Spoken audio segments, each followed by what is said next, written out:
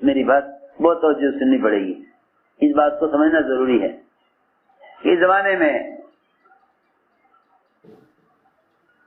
غیر اللہ کو اس لیے نہیں سمجھتے کہ مسلمان کے اور غیروں کے اسباب ایک ہو گئے.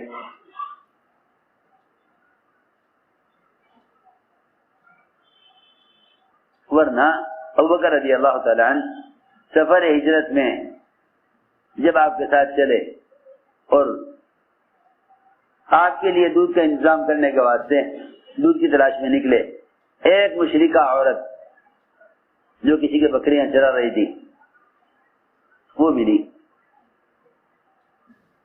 اس سے کہا کہ ہمیں دودھ چاہیے،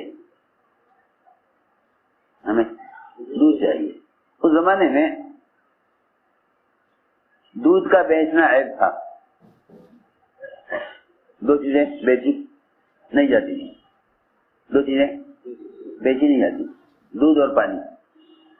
ان کا بیچنا عیب تھا، ان کا بیچنا عیب تھا. کیوں؟ اس لیے کہ زمین سے پانی نکل رہا، زمین سے پانی نکل رہا، اس میں ہمارا کیا خرچ ہے کہ ہم اس کو بیچیں. اور زمین سے چارہ کھا کے جانور دودھ دے رہا. اللہ کا چارہ، اللہ کی زمین، اللہ کا چارہ اللہ کی زمین، زمین سے پانی. کسی کو بکریاں دے دیا کرتے تھے اٹھا کر کہ لو بھائی بکری ہماری دودھ تمہارا، بکری ہماری دودھ. اس کے بڑے فضائل حدیث ہیں. من حد العن کہ دودھ کے لیے بکری کسی کو دے دیں، وہ بکری آپ کی دودھ، بکری ہماری دودھ آپ کا، وہ دودھ اس سے بکری استعمال کرتے تھے. تو میں نے عرض کیا کہ اس زمانے میں دودھ کا بیچنا، پانی کا بیچنا بڑا عیب تھا، بڑا عیب تھا.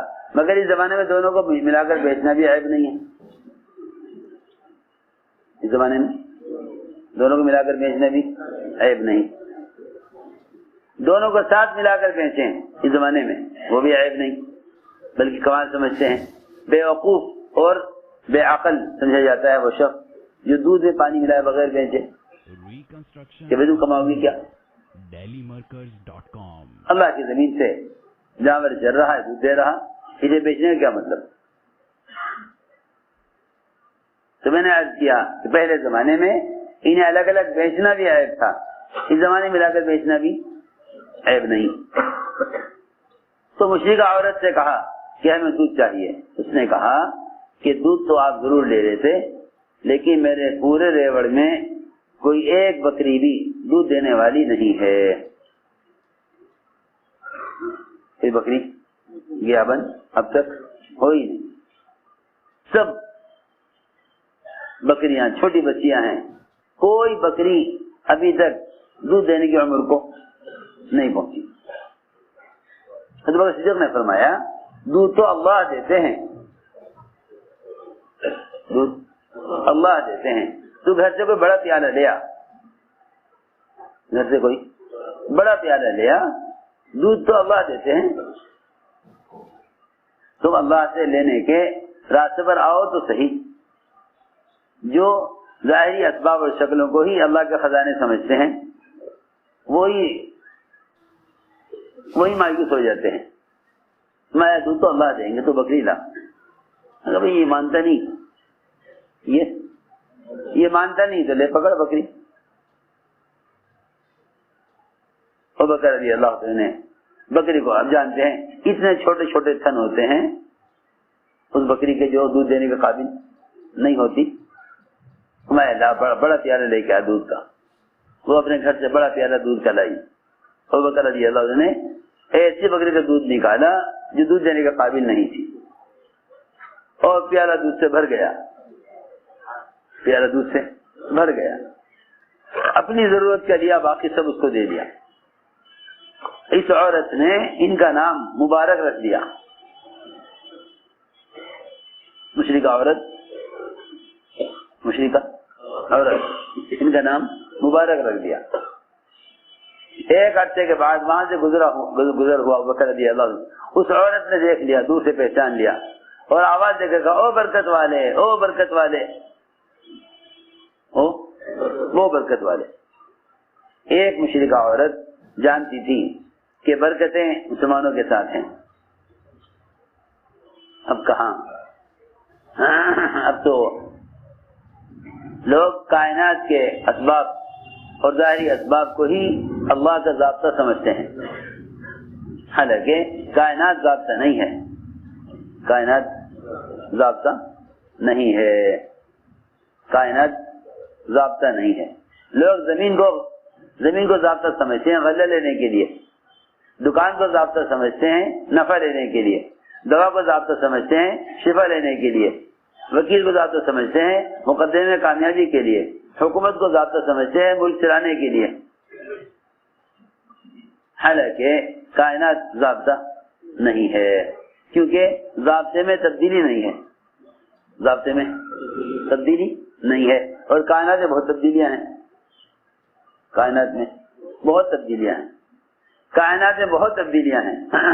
آپ دیکھ لو، ہر لائن کے اسباب دیکھ لو اٹھا کر، اللہ تعالیٰ تو انبیاء کو راضی ہو کر جو اسباب دیتے ہیں ان اسباب میں بھی ناکامی لے آتے ہیں۔ اللہ تو انبیاء علیہ السلام کو جو اسباب دیتے ہیں ان اسباب میں بھی ناکامی لے آتے ہیں، یہ بتانے کے لیے کہ یہ ضابطہ نہیں ہے کامیابی کا۔ سوچنے کی بات ہے، اللہ جو اسباب انبیاء علیہ السلام کو راضی ہو کر دیتے ہیں اس میں بھی نبیوں کو ناکام کر دیتے ہیں، یہ بتانے کے لیے کہ یہ ہمارے کرنے کے ضابطے نہیں ہیں، جو ہم چاہیں گے وہ کریں گے، یہ نہیں کہ اگر ہم تمہیں اسباب دے دیں تو میں تم اسباب میں جو چاہو کر لو، تم اسباب میں جو چاہو کر لو، کیسی عجیب بات ہے۔ اللہ تعالیٰ نے جو اسباب انبیاء علیہ السلام کو راضی ہو کر دیے ہیں، جو اسباب انبیاء علیہ السلام کو راضی ہو کر دیے ہیں، جب انبیاء علیہ السلام ان اسباب میں بھی عاجز ہیں، انبیاء علیہ السلام ان اسباب میں بھی عاجز ہیں جو اسباب اللہ نے انبیاء کو راضی ہو کر دیے ہیں، انبیاء علیہ السلام ان اسباب میں بھی اللہ کی چاہت کے بغیر کچھ نہیں کر سکتے، تو پھر اس سے اندازہ کر لو کہ پھر جو اسباب اللہ نے اس زمانے میں غیروں کو ناراض ہو کر دیے ہیں مسلمان ان سے امید کیسے کر سکتا ہے؟ یہ واقعی سوچنے کی بات۔ ہائے ہائے، یہی سوچتے رہتے ہیں مسلمان، اگر فلاں حاکم ہوتا تو مسلمانوں کے مسائل حل ہو جاتے، اگر فلاں کی حکومت ہوتی تو مسلمانوں کے مزے آ جاتے۔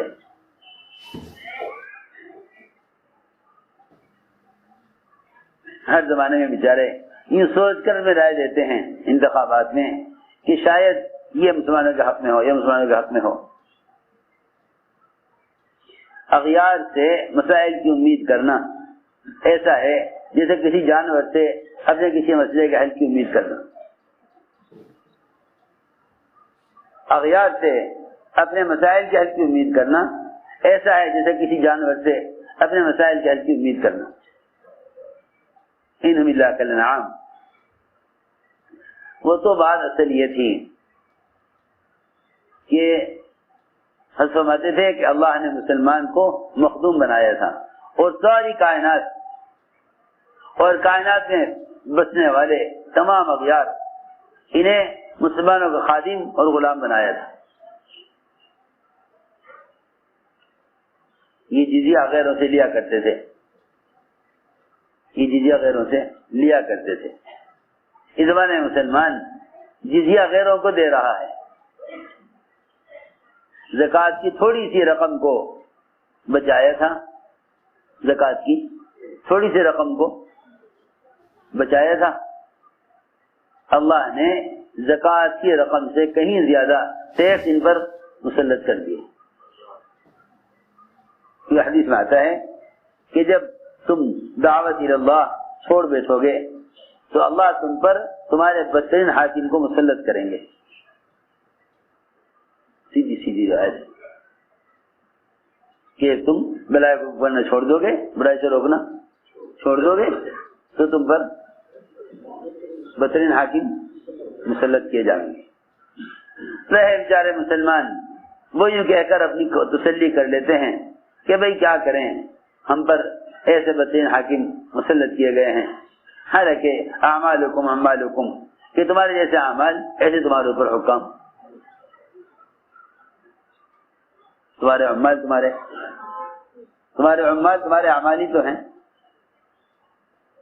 بلائی کو حکم کرنا چھوڑ دو گے, برائی سے روکنا چھوڑ دو گے تو تم پر بدترین حاکموں کو مسلط کیا جائے گا. یہ بیچارے یہ کہہ کر اپنا غصہ اتار لیتے ہیں کہ بھئی تعصب ہے مسلمانوں کی طرف سے, اس لیے مسلمانوں کے کاروبار, مسلمانوں کے کارخانے, مسلمانوں کا معاشی نظام متاثر ہے, غیروں کا معاشی نظام ٹھیک چل رہا ہے. اس لیے میں نے عرض کیا کہ اللہ رب العزت انبیاء علیہ السلام کو بھی جو اسباب دیتے ہیں اس میں بھی اللہ تعالی ناکامی لے آتے ہیں. دو باتیں بتانے کے لیے, ایک تو یہ کہ کسی کا ہاتھ میں سبب آ جانے سے اس سبب سے نفع کا حاصل کرنے کا بندے کو اختیار نہیں مل جاتا. کسی سبب کے ہاتھ آ جانے سے بندے کو نفع کا اختیار نہیں مل جاتا, پکی بات ہے. سلیمان علیہ السلام کو خوب بادشاہت دی, ہر چیز پر حکومت دی, ہر چیز پر اختیار دیا, لیکن ایک موقع پر آ کر ایک خیر کے ارادے میں سلیمان علیہ السلام ناکام ہو گئے. اللہ رب العزت نے 100 بیویوں سے صحبت کرنے پر ایک بیوی کو حمل ٹھہرایا, اسے بھی ضائع کیا, یہ بتانے کے لیے کہ تم خیر کے ارادے میں بھی اللہ کو ساتھ لیے بغیر کامیاب نہیں ہو سکتے, کیونکہ یہ تو محض دینی کام تھا. محض دینی کام تھا. لوگ دنیا کے کام کے بارے میں یوں کہتے ہیں ہم یوں کر لیں گے, وہاں محض دینی کام تھا کہ میں اللہ کے راستے کے 100 مجاہد اپنی اولاد میں سے تیار کروں. محض دین کا جذبہ. ہمارے تو دینی جذبات پر بھی دنیا کے جذباتی غلاف چڑھے ہوئے ہیں. بتاؤں وہ غلاف کیا ہے, وہ کور کیا ہے؟ اے اللہ تو مجھے دکان دے دے, پھر میں دکان سے پیسہ کماؤں گا, پھر وہ پیسہ میں تیرے دین پر لگاؤں گا.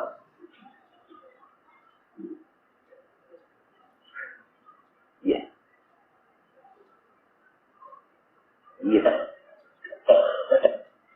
آپ کسی سے کہیں کہ بھائی آپ میرا یہ کام کر دیں, پھر میں آپ کا یہ کام کروں گا, تو وہ آدمی اسی بات سن کر ہی ناراض ہو جائے گا کہ آپ اپنے کام کے لیے مجھ سے کام کرا رہے ہیں, مجھے میرے کام کا لالچ دے کر اور مجھے نفع کی امید دلا کر.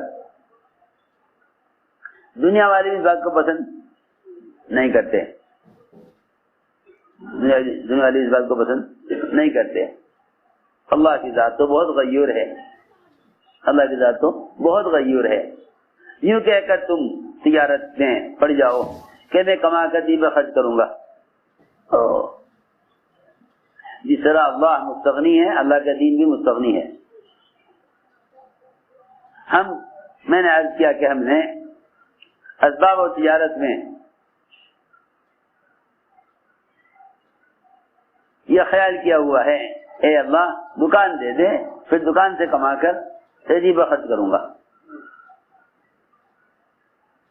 دیکھو یہ بہت سوچنے کی بات ہے.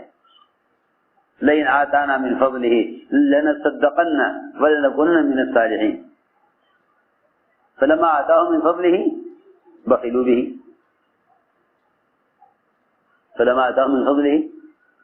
به یوں کہہ کر اللہ سے اسباب مانگتے ہیں کہ ہم ان اسباب سے کما کر تیری راہ پر خرچ کریں گے، اسباب سے کما کر تیری راہ پر خرچ کریں گے۔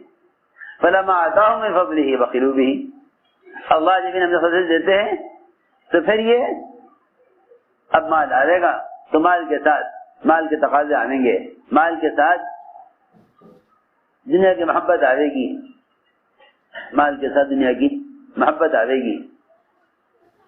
پھر یہ کہے گا کہ بھئی اس وقت یہ تقاضا ہے، میں مال خرچ نہیں کر سکتا، اس وقت یہ تقاضا ہے۔